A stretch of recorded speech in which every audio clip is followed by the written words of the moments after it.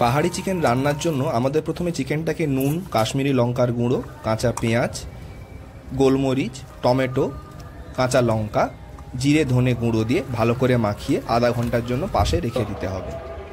একটা কড়াই আমরা নিয়ে নেব, তাতে আমরা নিয়ে নেব বেশ কিছুটা সর্ষের তেল। তেলটা যখনই গরম হয়ে উঠবে তখন তার মধ্যে আমরা দিয়ে দেব কেটে রাখা আলুগুলো। আলুগুলোতে দেব নুন এবং হলুদ গুঁড়ো।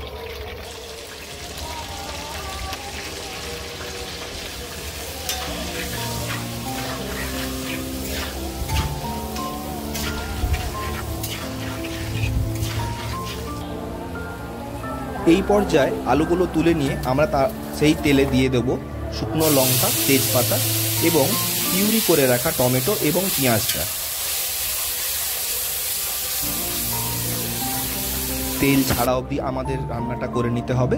তারপরে আমরা দেব হলুদ গুঁড়ো, সামান্য নুন, কারণ আগে থেকে অনেক নুন দেওয়া আছে।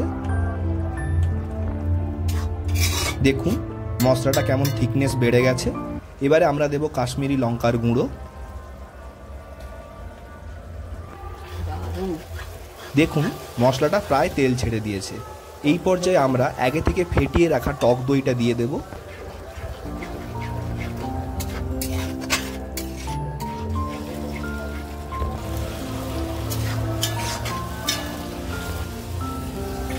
এইবারে মশলা কষা হয়ে গেলে দিয়ে দেব আলু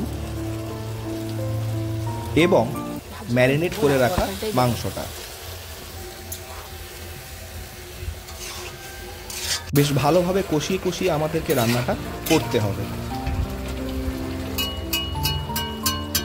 এই পর্যায়ে আমরা মশলা ধোয়া এবং মশলা বাটার জলটা পুরোটা দিয়ে দেবো এই মাংসে। একটুখানি মাংসের ঝোল থাকে। চাপা দিয়ে মিনিট 10 রান্না করলেই দেখবেন রান্না সম্পূর্ণ। একটা পাত্রে ঢেলে নিন। উপর থেকে হাতে কিছুটা ক্রাশ করে দিয়ে দিন কাসুরি মেথি।